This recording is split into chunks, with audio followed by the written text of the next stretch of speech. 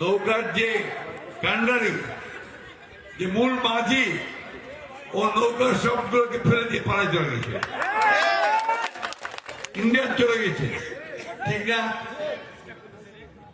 এখন আমাদের যারা এখানে নৌকা করতেন সারা বাংলাদেশে, তারা তো একটু অসহায় অবস্থায় আছে, যে আমাদের মূল লক্ষ্যে পাড়ায় গেছে, আমরা এখন কি করবো?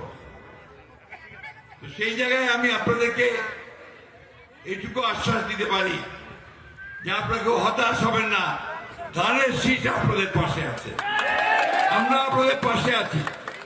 আমরা বেঁচে থাকতে আপনাদের গায়ে কেউ ফুলের টোকাও দিতে পারবে না, এই কথাটা আমরা খুব পরিষ্কার করে বলছি আজকে।